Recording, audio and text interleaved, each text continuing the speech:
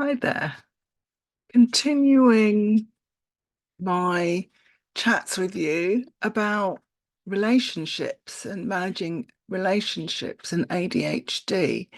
Um, I mentioned love languages at some point, or I will do if you haven't yet watched the video where I mentioned love languages. But it's a really interesting concept and can go some way towards helping you to build and maintain relationships with people, individuals.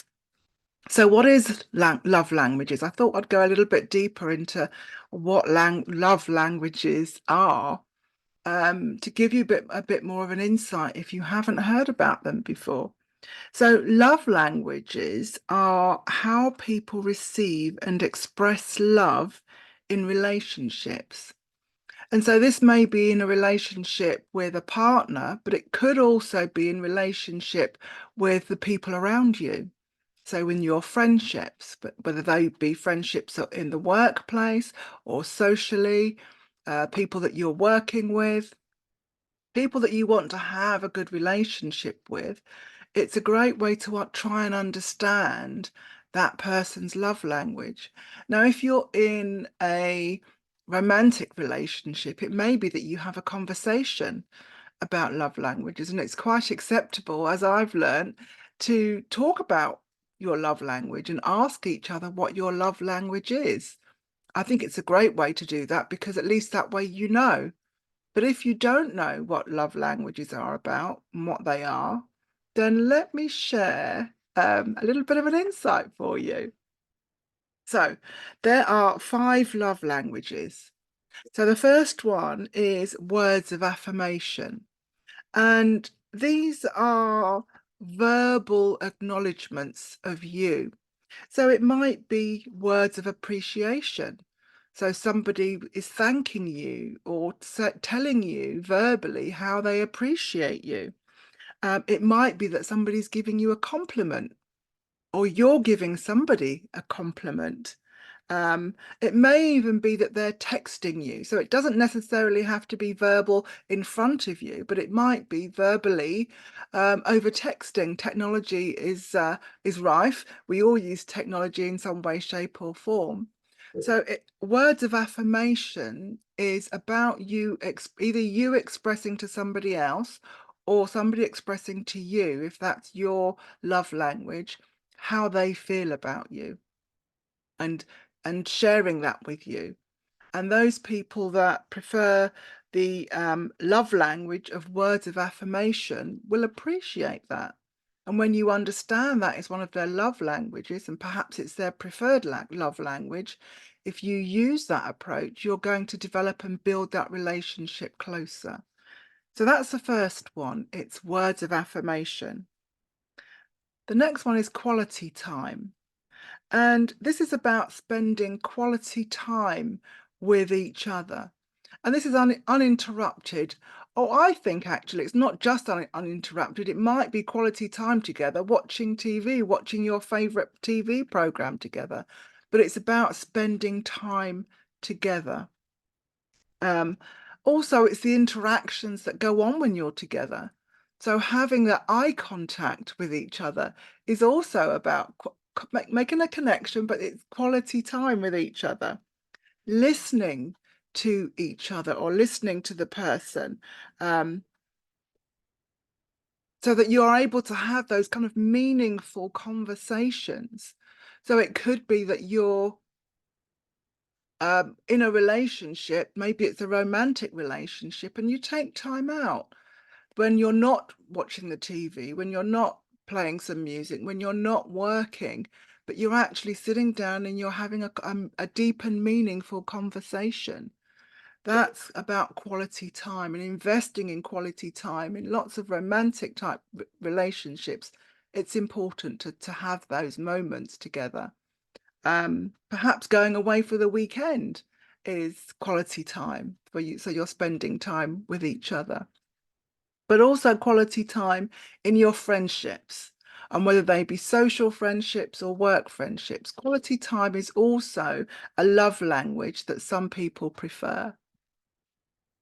The next one is physical touch. So physical touch are physical signs of affection. Some people prefer to have, to either hold hands, to have a warm, comforting hug, perhaps to kiss or to cuddle. Maybe in a romantic relationship, cuddling up on the sofa is physical touch. There are those that don't like physical touch, so it's important to know that if you're in a romantic relationship. But physical touch is also a love language. And if you know that about the person that you're in a relationship with, and that's what they love, it might be in a platonic relationship, a friendship, it might be that they like physical touch, and it might just be rubbing the shoulder, perhaps. Yeah. So understanding the preferred love language and style of the person that you're with can be useful in maintaining and building that relationship. The fourth one is acts of service. So, acts of service is about going out of your way to make life easier for the other person.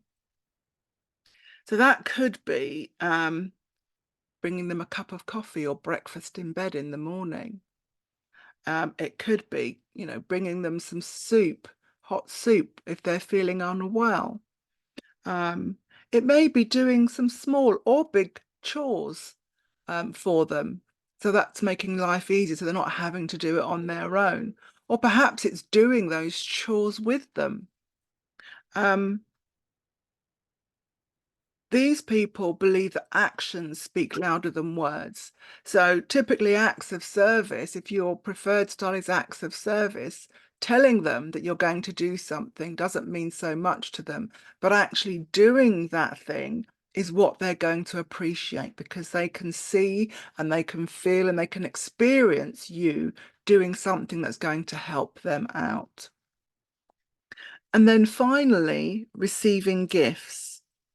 So these are visual symbols of their love or their affection towards you.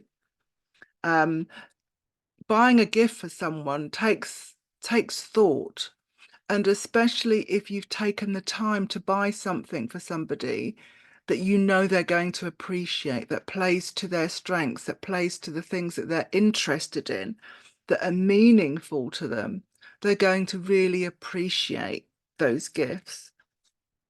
So those are the 5 love languages. And if you're not sure about which one you prefer, there are quizzes that you can do online. You can Google love languages and they'll help you identify yours. Or maybe just think about what are the things that you enjoy most. Think about those 5 different styles of love languages and which ones do you prefer? And perhaps have that conversation with your partner or a friend that you're in and ask them what's their love language. I remember talking to one of my sons and his partner about it, and they were going, "Yeah, my love language is this and that." And I was quite taken aback. They'd already had that conversation and they knew what each other's love languages were, which I think is great. So knowing your partner or your friend's love languages and sharing yours can help you both feel appreciated. And so when you think about what I think about anyway, those with ADHD, if you want to communicate with them, understand what their love language is, have that conversation about how do they prefer to be communicated with, to connect with. If you don't want to have the conversation, observe them. What do they get the most appreciation from? And then adopt that approach because you're going to then be able to connect and communicate and establish that relationship with them. If you're someone who has ADHD, think about love languages of the people that are important to you and that you want to have a connection with. What are their love languages? What do they appreciate most? How do they like to be approached? And that will help you to build and maintain those relationships.